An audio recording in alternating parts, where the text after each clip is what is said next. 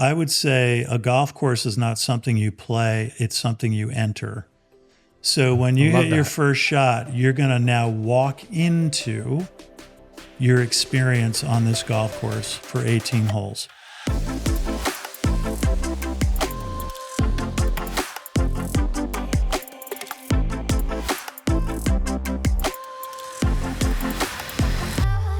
Welcome, friends, to another episode of Links for Life, the intersection of golf, growth, and God.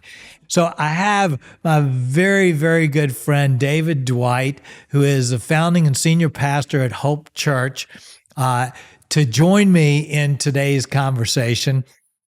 And the reason that he is here, or one of the big reasons, is we are both fanatical in our love for golf.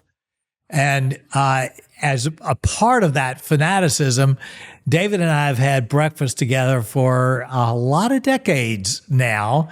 And it feels like about every other one, we're sharing some kind of golf story about something we love or something that's frustrated us or some incredible experience or shot or something. And we've just loved the game together. And David's a good golfer, and we've had some incredible, just ordinary rounds. And then we've had some incredible special rounds. And so this particular episode is just a chance to kind of have fun talking about the place of golf in our lives. And I think it's a place a lot of people are going to resonate with, and a place that I think hopefully we all want to enter more into. So David, it's great. Yeah. It's fun to have this conversation that we take from the breakfast table and have together on Links for Life. Thanks for coming. Yeah, I'm happy to be here. We actually recorded this about 2 months ago, and we had a techno glitch and lost the whole shebang. So we're back, and hopefully this is like a new and improved version over our first try at it. Well, I guarantee it's new and improved, because the techno glitch was because I was the techno and the glitch in it. And now for both Space for Life and Links for Life, I've pulled into the mix a creative producer, Joe Wise, who's helping us make this better. So it was probably kind of the straw that broke the camel's back. We got to the end of the episode, and I walk around to the camera and go, it cut off dead middle of this. So that was, that was a bit frustrating. So so this is take two. Okay. Let's do this episode. So anyway, thanks. This is going to be fun. So, let me start it off with a weird question for you. David, I want you to tell me about your relationship with golf. Actually, that does not strike me as a weird question at all. I think some people, it might be like, it's like, I never thought of it that way. It's not a weird question at all to me. My most general relationship to golf is that I love it. But like most things you love, sometimes you can be very frustrated by it.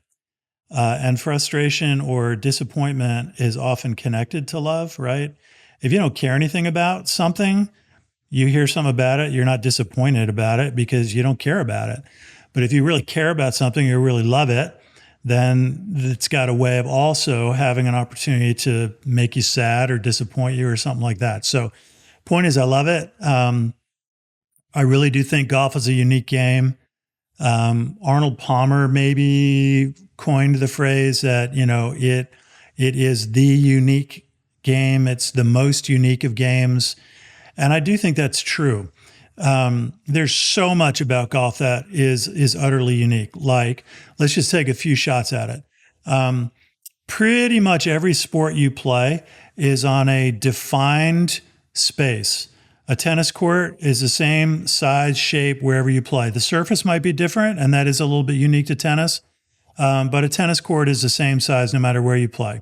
A baseball field. Now, baseball fields can have a little bit of variation, the outfield and all that.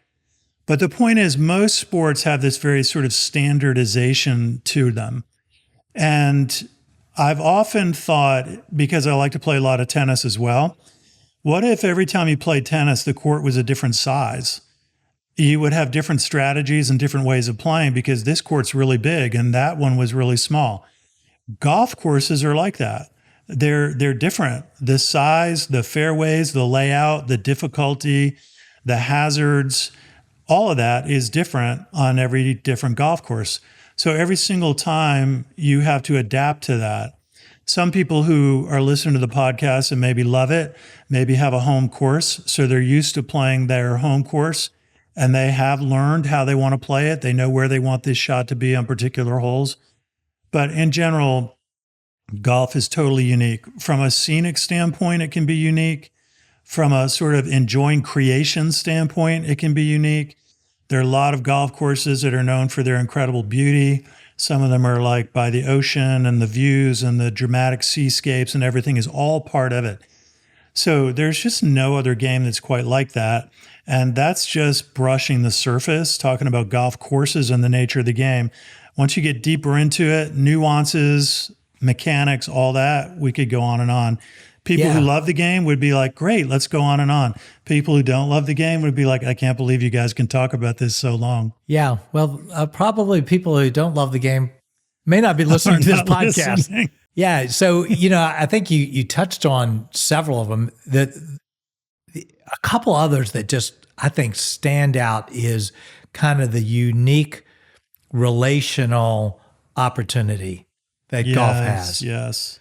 Whether that's playing with some people you don't know, or playing with people you know really well, and you have this lengthy period of time with some lengthy open spaces to enter or not enter into relationship. Yeah. So you've got, all of that. And then even relationally, I think some of the really enjoyable rounds that I play are ones that I play totally by myself. Yeah, so there's that option too. And there are very few sports that you can really enjoy it if you're doing it just by yourself. Yeah. I'm trying to think of sports where you could just do it alone by yourself. I mean, a lot of sports would offer a practice option. Like if you're a tennis player, you could take, 200 balls out and hit serves or practice. Right. Or you could hit on the wall or something like that. But you can't really actually play it. If you want to play basketball, you can go out and shoot and practice shooting and all that kind of stuff by yourself. And that can be great. It can have its own solace and meaning to it. But golf, you can actually play a fully legit game, so to speak, and you can be on your own. Right. And there are beautiful times and places for that. Golf lends itself to that kind of solitude.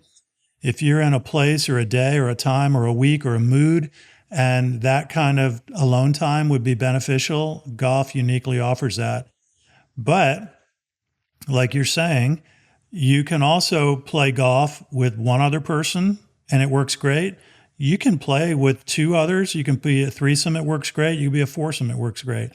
Very few sports offer that kind of variability to be able to have different numbers of people and play a fully legit outing. With people at different skill levels being able to play together. Again, Totally. If you're a 5-0 tennis player and you're playing with a 3-0, your game is completely adjusted It doesn't work. It just doesn't work. You don't actually play. You can kind of do it for social reasons and enjoy being out there, but you're never going to actually play and try to play your best if you have that kind of a gap. But if you had a golfer who's scratch and somebody who's a 15 handicap, they can play together and both can try to play at their very best, and their different abilities are not going to foul that up. Yeah, so that's compete, incredibly unique. I can get even much more esoteric about this. I think golf is a remarkably unique game for, I'll use the word companionability. Because you can talk if you want, you don't have to. You touched on that. Secondly, and here's where people will think, dude, you're like way too geeking out about this. There is something, particularly if you're walking together. You're walking in the same general direction. There's a unifying element to all of that. And sure, your balls are not going to all be in the exact same spot. So if you're walking, you're going to spread out a little bit and each player goes to his own ball. But there is this very unique combination of individual and together combination with golf. that I think is really unique. Think about most sports. If you are playing somebody else, you are facing them. If you're playing tennis, you're facing your opponent. You're face to face against each other. If you're playing baseball and you're a pitcher and a batter, you're facing each other against each other.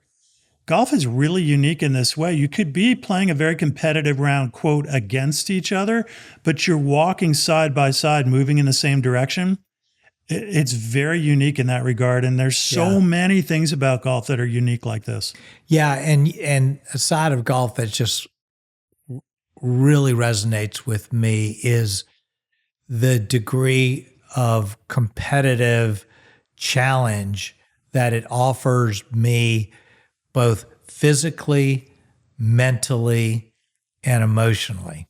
It's like, the golf swing is really important, but when, once you get to a certain place with a golf swing, so much of where you go in a round or with your overall skill is a function of how well you manage your emotions, how well you think your way around. Yeah. Things that don't happen quite the same way in the reactive sports where, someone's hitting a serve to you, you are just reacting to that. And you may stop in between points and think about something. Yeah. But golf is very unique with that. And I think there is a value in naming what is special to us about the game. And you and I have talked a little bit about this. Yeah. Why do you play golf? Why do you love it?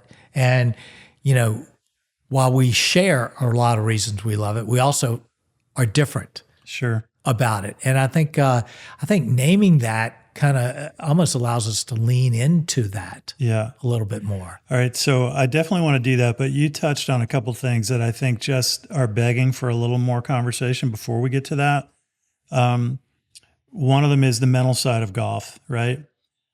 I have heard many very high-level golfers, high-level professional golfers. And if you were to take all these different interviews and observations that these different people have about the game, effectively, when you're at that high level, everybody can hit the ball far. Right. So it's not really so much a physical thing that's making the difference. If you think about a lot of sports like basketball, football, baseball, whatever, speed, like how fast you can run, how quick you are huge parts of those sports. That's fully physical capability. Speed and quickness, huge parts of how successful you're going to be. Golf doesn't have that at all. Speed and quickness have nothing to do with golf. So that's like really, really interesting. So yes, it is physical. You have to have enough physical ability to be able to create a repeatable golf swing. But amazingly, right, there are lots of professional golfers and their golf swings vary pretty dramatically. I feel like when I was young, when I was a little kid, my dad would watch golf, and that's the era of Lee Trevino, Jack Nicklaus, Arnold Palmer, Chichi Rodriguez. You look at those four golf swings right there, and oh my gosh, the swings vary so dramatically from twisty pretzel-looking swings to, Jack Nicklaus probably had a little bit more of the sort of traditional mechanical swing. And then I feel like 20 years ago, there was a huge move to creating the technically perfect swing. So you had a bunch of people, and it was all about this sort of technical perfection. And I think the pendulum has swung back a little bit more. I've heard various golf commentators say we got overly technical about it. And the fact is, a person's body, your body type, your size, your physique is going to have something to do with the most natural way that you can swing a golf club. And so giving deference to that reality is going to be important. So in today's world, right, the number one golfer in the world has a swing that 20 years ago you would never have coached. You would have thought him to be almost a duffer by the looks of the swing. 100%. Yeah. So I think most people hearing this would know we're talking about Scotty Scheffler. 20 years ago, if Scotty Scheffler, was going out there and being coached, coaches would have absolutely insisted that we eliminate the weird twisty parts of his swing and get him in a much more technically sort of robotic swing path, like an Iron Byron kind of situation. And here he is, number one, having the greatest success since Tiger Woods. And he's got a swing that's kind of crazy when you look at it. And you look at his finish and the way his right foot rolls over and his left foot rolls over. It's just so unusual. But the point is, he has learned how to create a very repeatable, outstandingly performing swing like that. It's huge. Okay, so other little things I think we just have to mention comparing golf to other sports, right? The ball isn't even moving, right? Tennis, you're hitting a ball that's moving. And there's all this energy these days about how fast guys can hit their serves, right? So, guys are hitting hard serves 140 miles an hour. 140 mile an hour ball coming at you is like crazy. Golf, the ball doesn't even move. And it's really hard to hit it. Yeah. So when I think about a golf swing, let's take a driver. It's the longest club in your bag. If you're my size, I'm 6'3". So you take your arm length, the club length, and consider the number of feet that your driver moves in its circular path. So you start at address, you go all the way through your backswing, probably 270 or so degrees, and then you return it another 270 degrees to the ball. You're now 540 degrees with an arc that's probably 10 to 12 feet in its circumference. The number of feet you are passing that club head through and trying to swing it pretty hard and return it to a spot that really the sweet spot is about the size of a dime. That is so hard to do. And when you really sit back and think about the analytics of it like that, okay, so there are physical elements of it, but they're so different than many other sports. You don't have to run fast to be a good golfer. You don't have to have quick hands to be a good golfer. You do have to be pretty well coordinated. You do have to create a repeatable golf swing. But the other thing that's interesting about golf is because every time you stand over the ball, the world is still. Now, there may be wind and other elements, but generally speaking, the world is still. So like in a basketball game, if it's a tight game, you're waiting to get a pass, you're out on the wing. The way the whole thing is developed has put you in your situation. Then you got to figure out how to shoot from the key or from the wing or something. But in golf, you stand over the ball, it's perfectly still. There is nothing that happens to that golf ball except what you make happen to it. Okay, if we could eliminate the weather, right? Because that's a factor, but let's take a still day. I remember one day somebody who was a good golfer said to me, a golf ball only does one thing. Only one thing. Like, okay, what's that? He's like, a golf ball only tells you the truth. That's all it does. All a golf ball does is go exactly 100% where you make it go. There is no other variable. And that in its own right is pretty fascinating. So it only goes where you make it go. So if you're a decent athlete, now I'm coming full circle, I think many pros would say at higher levels, golf is almost all mental, right? Mm-hmm. You're a good golfer. I'm a decent golfer. What's going to drive my score on any given day is much more about mental things that are happening than it's going to be about physical things. I know how to swing a golf club decently. It's not the prettiest swing in the world, but it works. What's going to make the difference in my score most days is going to be mental. Now, if I'm doing something weird and glitchy with my swing, that's probably happening because of a mental thing. There are ways that it gets off physically, and then you need somebody to look at it and say your feet are aligned weird or your backswing's starting awkwardly or something like that. But the point being, it's huge, huge mental game. Well, and I think people actually, I think this is sometimes, listen to a lot of golf podcasts, and there are a lot of great ones out there.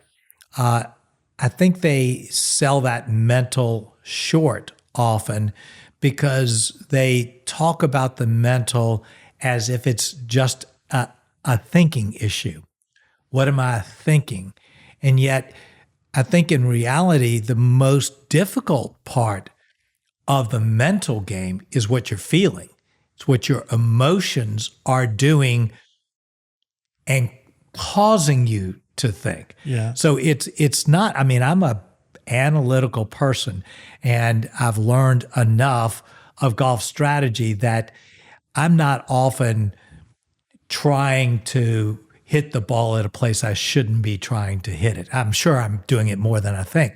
But what I am doing, as far as you know. yeah, as far as I know, yeah. What I do know is that my emotions come into play almost every single shot. Yeah. Oh, I don't have enough club. I need to add just a little bit to it. Yeah. And then all of a sudden, I pull it to the left.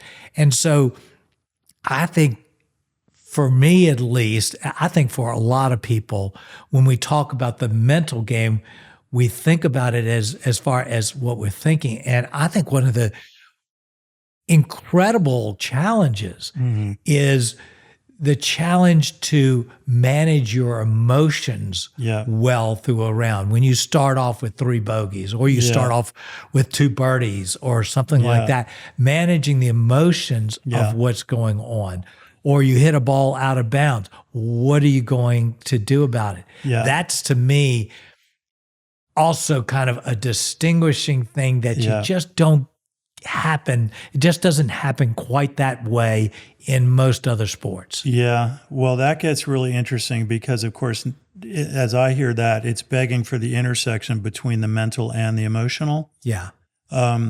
And I think just trying to sort of say what is the name of the intersection between mental and emotional? I'm wanting to say something like self-control. So here's what I am feeling. My emotions have this sort of immediate response, but what will I do mentally to govern my emotions and, if needed, override them to make a smarter choice compared to the choice based on what I'm feeling?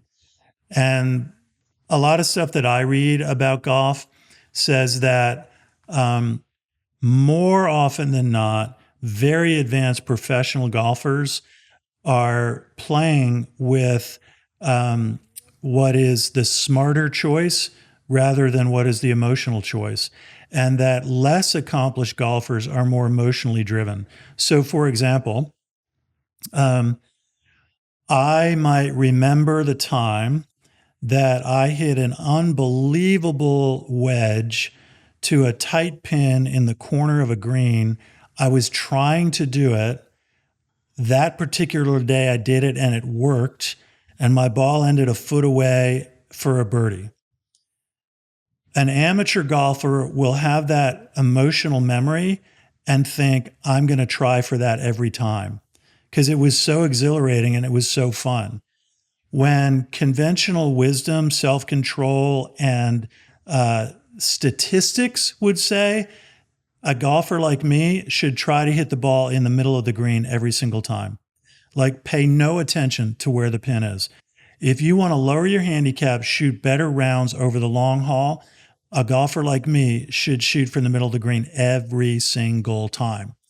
But then I'm like, but on a good day, I can back up a wedge into that little spot where the pin is. Yeah, on a good day, 2 out of 10 times you'll do that. But my emotional memory was how exhilarating one of those 2 out of 10 times was. And I'm like, but I can do it. Yeah, but the probabilities and the statistics are 2 out of 10 times you'll do that. So if you want to improve, you're going to play the probabilities and you're going to go for what you can do better 8 out of 10 times, hit the ball in the middle of the green. So that's an emotional decision. Which I think another angle, I mean, I love the word self-control because I think that is so much of it, but it also gets into the unique way in which golf challenges us in the direction of self-awareness. So to me, a lot of the times when I am standing over a tee shot or standing over, a par 3 over water, it's it's just as critical that I have self-awareness of how I'm feeling and self-awareness of what I'm thinking in order to be able to make the right decision. And that self-awareness may be, I'm really, really nervous about this shot. I don't feel confident about it. Or it may be, I'm in the zone and I can go after it or whatever. But that's, again, I think one of the places that I just so deeply am passionate about the game is because there's very few things in our ordinary life that demand us to be as internally self-aware as being on a golf course. And that's helpful to me in golf. And it's also helpful to me to say, wow, what would happen if I brought that level of self-awareness into other areas of life? Well, as you're saying that, where that makes me go, you're talking about self-awareness and you use an example of sort of the mental state. I'm feeling nervous. So what do I do with self-awareness that recognizes that? I think another huge piece of self-awareness is an honest assessment of my ability. Yes. And I think this is where amateur golfers, and I include myself, make mistakes frequently.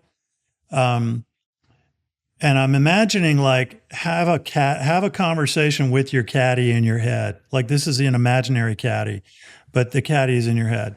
And so you're like, I'm going to hit this shot. Your caddy says, not a chance you're going to hit that shot. You're not good enough to hit that shot. Can we say to ourselves, that's right, I'm not good enough to hit that shot? Can we accurately assess our ability? And an accurate assessment of our ability is a huge part of success, which is interesting. Because part of what I want to say, an accurate assessment of my ability, that's the sort of positive way to say it. Let's spin it another way.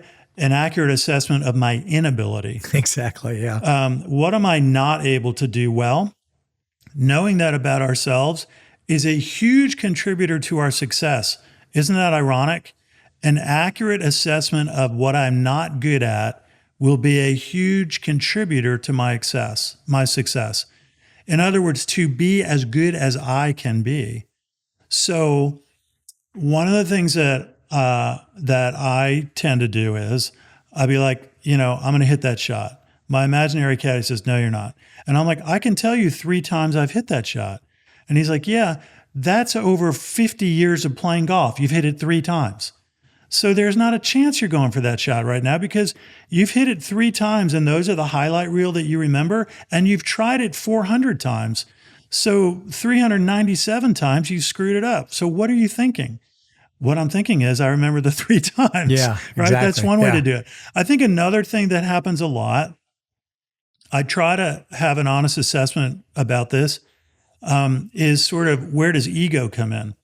So I think a lot of golfers risk a lot of bad shots on ego, which is, if you could be your own caddy, hey, I'm hitting a 7-iron here. And your caddy says, are you kidding me? A 7-iron? You need a hybrid for that shot. like there is not a chance you're going to hit a 7-iron that far. Now, a lot of guys our age, we remember how hard I could hit a 7-iron when I was 25. Well, you're not hitting a 7-iron as far as you were when you were 25, and neither am I. So an honest assessment that comes into club selection becomes a huge deal. Yeah. Well, I want to hit a 7-iron. No, actually what you need to hit is a hybrid. Hybrid? That's a blow to my ego. Well, you can admit the blow to your ego and make a good club choice and increase your success chance dramatically, or you can bow to your ego, hit the 7-iron, and end up in the water. Yeah, and that takes me back to a couple episodes. We haven't done that many episodes for Links for Life, but I had a great conversation with Joel Suggs, who's a master professional teacher, and the whole episode was humility in golf. Yeah, and it was that humility, which, as he was defining it, is telling the truth. Yeah, telling the truth, and how that makes golf more enjoyable. It also helps you improve. And so, the self-awareness, while it can have such an impact on on the quality of your game. The other thing self-awareness does, I think, is it has an impact on your enjoyment of the game. Totally. Because half of my anger that will occasionally show up on a golf course is because I think I'm better than I am and I'm acting better. And that anger for me, for others, can linger for an hour, hours after a round because, in essence, of a lack of self-awareness of how good we are, and even self-awareness about why are we playing this game to begin with. We forget those things. So you've got self-awareness in there, and you've also got, I think, perspective, right? Yes. You use the phrase, just to do the both sides of the coin, you use the phrase self-awareness of how good we are. The other way to say it is self-awareness of how bad we are. I wish you'd stop bringing that up.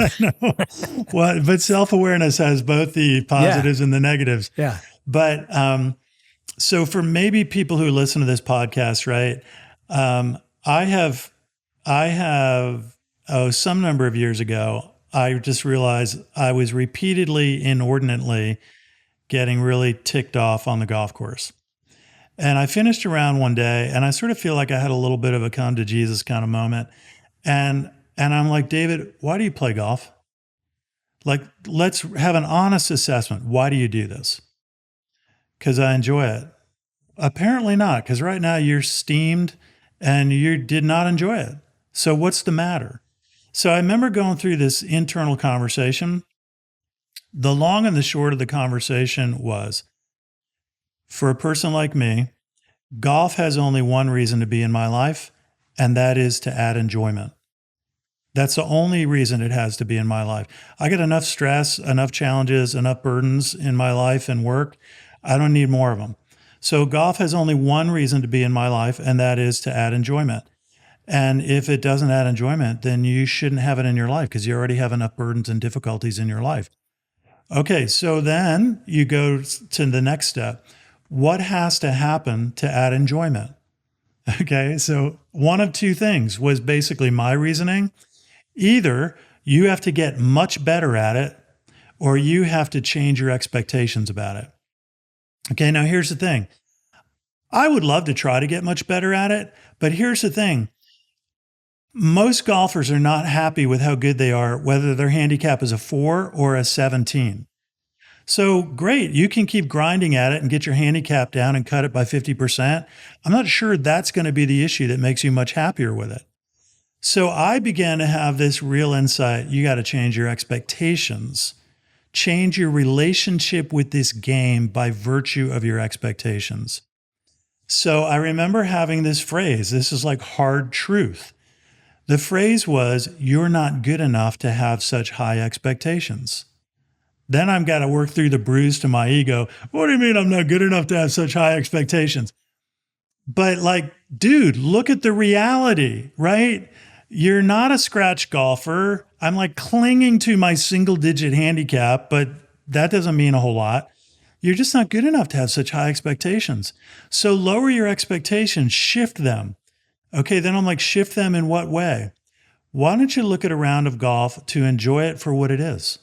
For the few good shots you're going to hit really well, for the enjoyment of being outdoors, for the relational companionship, for the beauty of the moments, for the sense of the natural beauty of it all, start enjoying it for what it is. And that has helped me dramatically.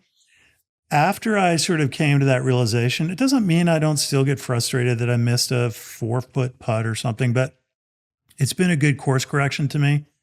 And so I started having this phrase, this thought in my mind, man, I'm glad my income doesn't depend on this. Thought that a few times. Like, you know some people that have played professional golf.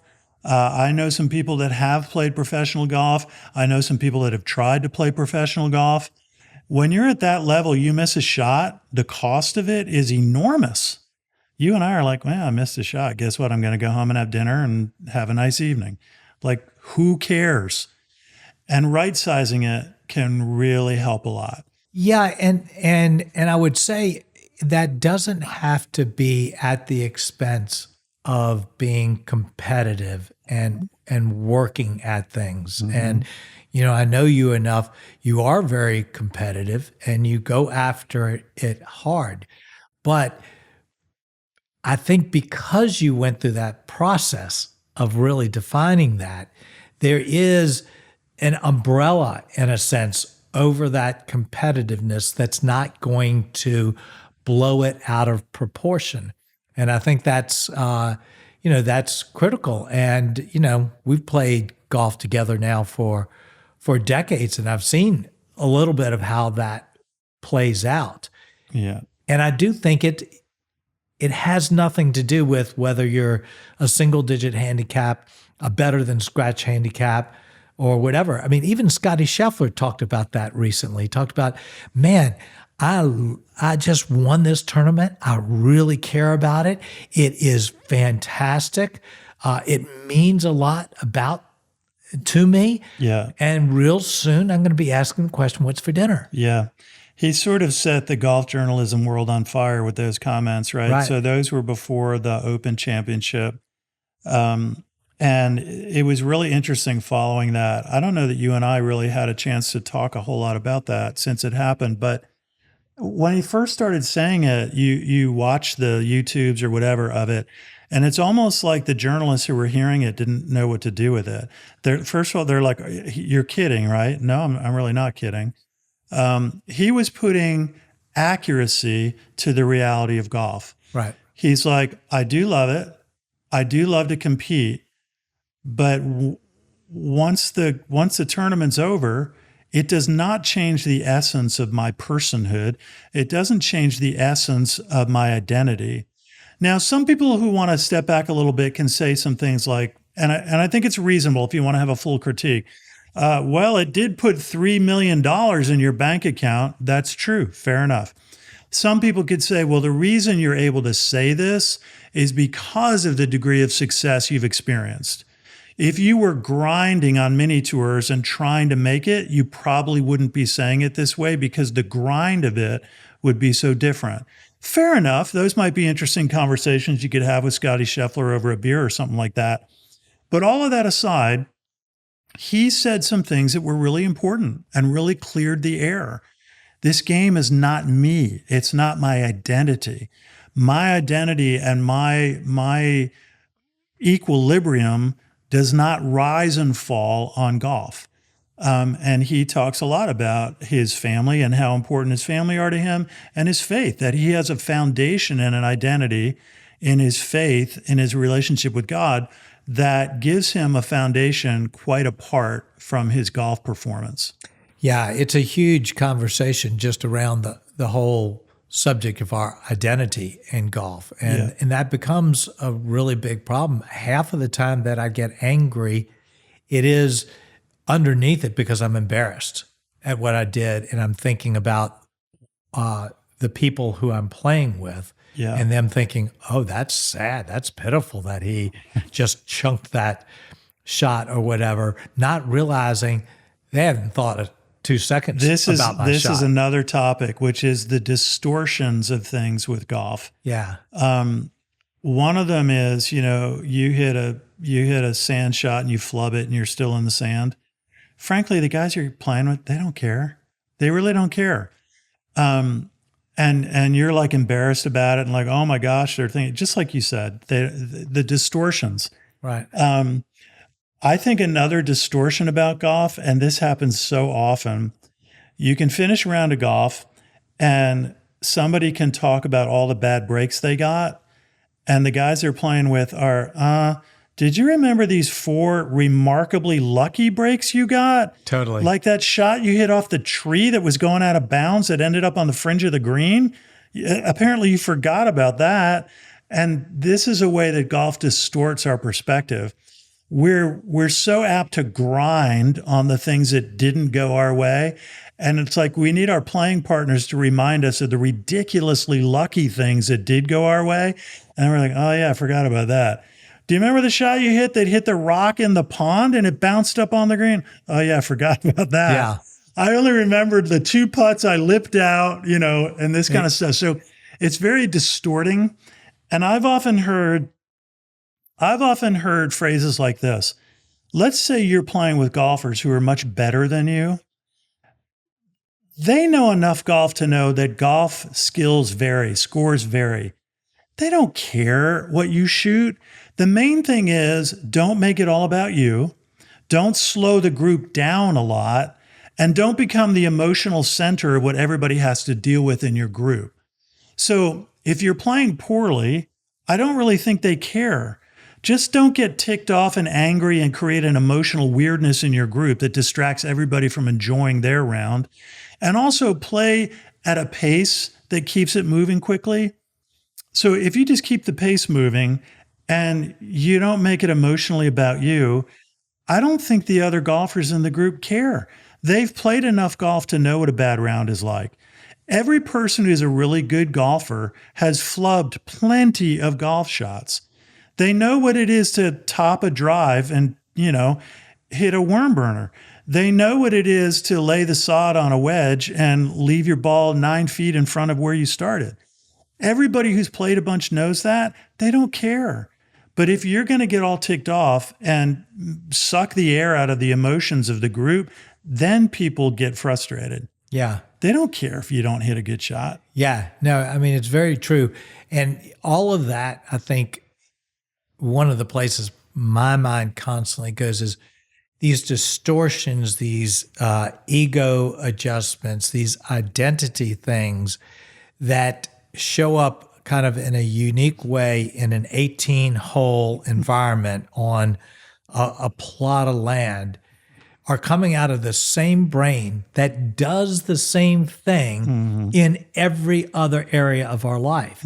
And so what I find is that golf has a way that is very meaningful for me of shining a light on obvious things like that ego, like my emotional issues, lack of perspective, that the light isn't quite as bright when I'm at home, having a conversation with Wheezy or dealing with someone else. And so if I can possibly just grab that and go, oh, where else is that showing up? How could that be a little bit different? Then I think it actually provides an opportunity for us to grow in other areas. Yeah. So now I think you're talking about golf as an illustration. How does it illustrate to us certain character issues that we could benefit from paying attention to? And I think at some level, it's revealing to us our propensity to be overly self-centric. Yeah. Right. Exactly. So, yeah. you know how, like, if you're playing a round of golf, and you and I have played enough rounds for this, right? I hit a bad shot or you hit a bad shot. And what you want to do is talk on and on and on about, well, did you see my lie? And did you see how I was behind this root? And did you see it? And everybody else is like, nobody cares. Yeah, exactly. Nobody cares about your lie. But you're like, no, I need to talk about this. Let's talk about the bad break I got. And everybody's like, nobody cares about the bad break you got. Right. So yeah, there's lots of illustrative material about who we are on the golf course that if we want to learn and bring it into character development in other parts of life, I think there's a lot of benefits to that. Yeah. So one thing I love that I think we've touched on that I'm a big believer in is to identify your why. I mean, the moment when you went, I need to ask myself, why am I playing this game? That was very helpful to you. I went through a similar exercise for myself, and I realized that one of the big reasons why I love it is for the challenge of the game. And the challenge of the game actually shows up as often when I'm playing a bad round and want to check out as when I'm playing a good round. And so that really jazzes me to kind of enjoy the challenge of the game. But understanding our individual whys, I think, is helpful for every golfer at every level. Yeah. But before we close out, I do want to just touch on one other thing because we've had so many conversations on this that I think I experienced this summer that I think we could make a more regular part of our experience of golf, and that's the transcendent nature of golf. Mm-hmm.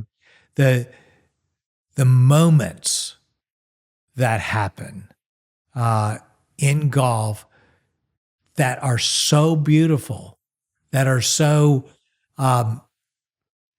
without being cheesy about it, so heavenly almost, that you will remember them for the rest of your life.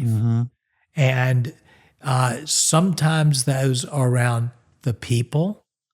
Sometimes those are around a situation. Sometimes they are around a place. I got to this summer play in Scotland, and there were many transcendent moments. But I remember specifically the last round I got to play was at the Old Course at St. Andrews. And there are lots of moments like that. But the first tee, standing, and it's, they say, the widest fairway in all of golf. And you're looking out there and you step up and you hit a shot, and kind of regardless of the shot you hit, I hit a good one. Regardless of the shot you hit, you then just walk into this vast field of beautiful green. And I really felt like I was like, it almost just took my breath away. Okay, so here, this gets real easy for me. When your brain is in a pretty good space, right? You and I both played rounds of golf where you showed up for your round of golf and you were preoccupied about 9 things and a bothersome email and a difficult situation, and it was very hard to get your brain where your body was. But we've also had the times where you have the right frame of mind. Sometimes mentally you have to do a little work to coach yourself to get to the right frame of mind, right? Back to where we started. But if we want to get sort of esoteric about the beauty of it, and really try to enter into it in the fullest ways possible, I would say a golf course is not something you play, it's something you enter. So when you hit your first shot, you're going to now walk into your experience on this golf course for 18 holes. You're talking about the Old Course at St. Andrews, which I remember I played it once many years ago, but was a transcendent memory because I could tell you lots of details about my memories of that. That was 40 years ago when I played it. We've talked a little bit about Pebble Beach. Yes. Pebble Beach is a course that I really like. It's a huge splurge for me to play there, but it's a splurge that's worth it. You know, you spend extra money on the things you value, and that's an experience that I value. You'll get a much more enjoyable experience out of Pebble Beach if you think of it not as a golf course you play, but as a golf course you enter. And there is no other sport like that. You walk into it. There's nothing quite like that. And each step and each hole takes you further into the experience. And if you can have the mental frame of mind to enjoy that kind of thought process, something really powerful and beautiful happens. Generally speaking, if I've got that going on, I'm probably going to be playing well. That's another story about what's going on mentally. Very true. Yeah. But the beauty of creation of a lot of golf courses, your integration with the earth. This can get real earthy sounding for some people, but the grass, the way an iron like a wedge comes through the ground with the right kind of divot when your contact is just right, the feel of that, so many people would say the feel of a golf ball that's struck really purely, where the physics of the design of a golf club with the swing and the contact with the ball and the integration with the ground, if you're like hitting a wedge, there is nothing quite like it. And there is this satisfaction, which is you made it happen. You made that happen. that is a fascinating part of it to me. Oh, it is. I love to teach people golf, as an amateur teacher. But one of the greatest experiences of doing that is taking someone who is not making good contact with the golf ball and showing them a few things, and all of a sudden they catch one where they don't even feel the golf ball. It just kind of smushes and it flies, and you just watch the person go, oh. It's this visceral reaction of them. I went, that is unbelievable. And I mean, I just think we'd be remiss in talking about all of this stuff if we didn't say, I love it. Enter into golf and try to make that a more normal experience. I mean, both you and I play courses, a lot of times, time after time after time. There's still that opportunity to enter into the mundane round in a particular way. And particularly when, when we have rounds together, gosh, what a glorious privilege to be able to do that. So, with all of the different things we're talking about, I just love the thought of elevating ourselves in the game. I often feel, because I often have a lot of preoccupations and dilemmas and burdens on my mind, that if I can get to a golf course and try to lay those aside, I feel like a round of golf, people will say 4 hours. Most rounds of golf realistically are more like 4.5 hours. I feel like a round of golf is like a 4.5 hour vacation. And it has a beauty in it in that regard. I put my phone away. I'm not one of those guys who checks his phone on the golf course. I'm like, you know what? It can wait 4.5 hours. I feel like it's like a vacation. And I don't love playing golf when it's super slow and you have to wait and wait and wait for people. But on the other hand, I'm also not one of those guys who says the game needs to go faster and faster. It needs to be sped up. A lot of people say the problem with golf is it takes so long. To me, the beauty of golf is that it takes a long time. It actually gives you an escape and a respite for a period of time that's long enough to feel that you could get some kind of an escape. If golf took an hour, it wouldn't be anywhere near the same in meaning and beauty and benefit to me that it is. So, I don't really want a 6 hour round, but I don't have to be like, rushing through it all the time. The other thing that I would say about, like, just thinking about some of these, what I'd call special rounds, like you're talking about some of your rounds in Scotland.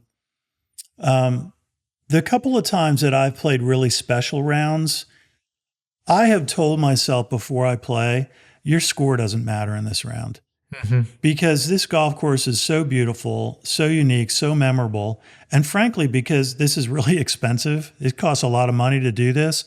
You are not going to waste that money and waste the beauty that this round could afford you by being frustrated if you didn't play well.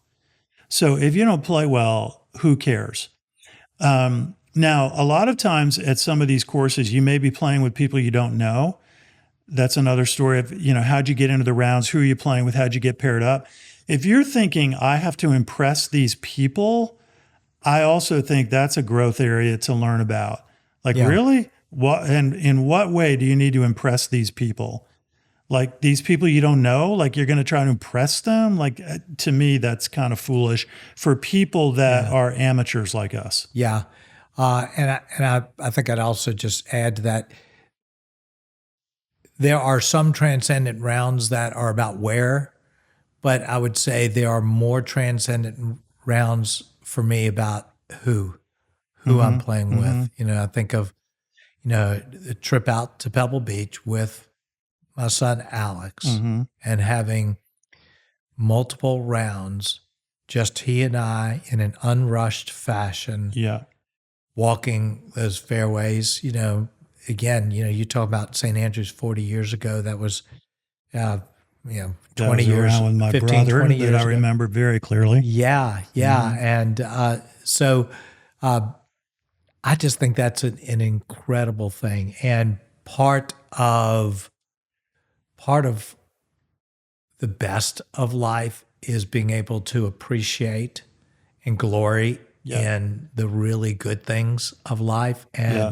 that's one of the reasons I think I really wanted to have this conversation, because we've spent many a breakfast glorying over, Mhm. absolutely special things and rounds that we've had together, far more than grousing about, a bad shot here or there. And that's Yeah. what to me, that's actually what Links for Life is about, but it's Yeah. really about what golf is about. I think of part of what you're saying here about the who. We sort of invoked family in that. Golf is really unique as a family game. It's so unique in this way, right? You could play multiple generations in a round of golf and it could be fabulous, right? You could have a 14-year-old who's a good golfer and then a parent and then a grandparent, and they could all totally enjoy it. That's not going to happen in many sports. It's probably Yeah. not going to happen in tennis, not from a 14-year-old to, say, a 75-year-old.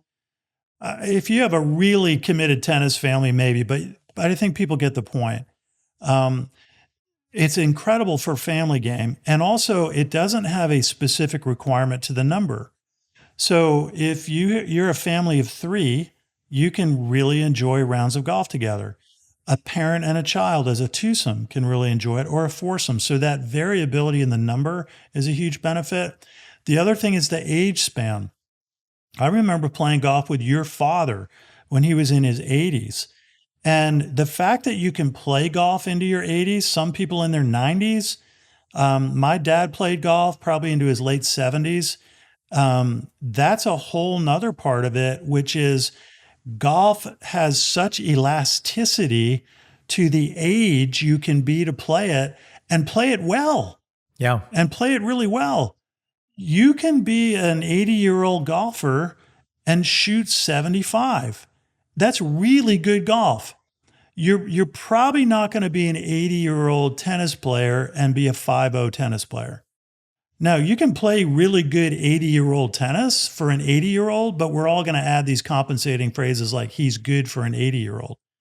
But if somebody's 80 and they play golf and they shoot 75, that is really good golf no matter how old you are. Yeah. And that's a whole nother part of the game. Well, it's true. And, one of the transcendent moments that I remember on my home course, so an ordinary course, and this happened many times, but I remember one time in specific, standing on the first tee and looking, and it was a round of golf with my father and my brother, who is my best friend, and my son. 3 generations playing, all competent players of golf.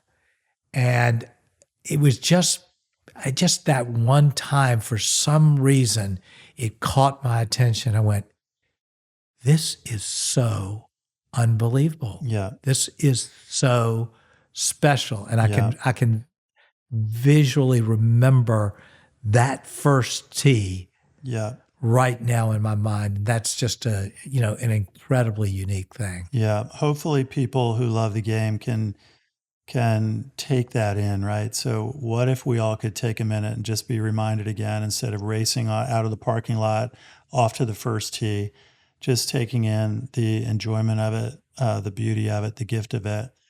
All of it is so unique to golf. There is just absolutely no other sport that's like it in so many of the ways we've talked about.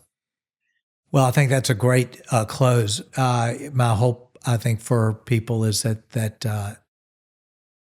they enjoyed this, that it raised their enjoyment and possibility for the game, because it's a beautiful game and it reflects the possibility of becoming more beautiful, and the possibility that it can even make us more appreciative of all the aspects of our lives. Yeah. So thanks. This is fun. Loved We'll it. have breakfast and I'll tell you more about the Scotland rounds. Loved it. So thanks everybody for joining in this episode of Links for Life. We're early in this episode and in this podcast, so I would really appreciate it if you would just share it with friends that happen to love golf, that happen to love life really even, because I think this is what it's all about. So thanks for joining us. Share it. We'll see you very soon.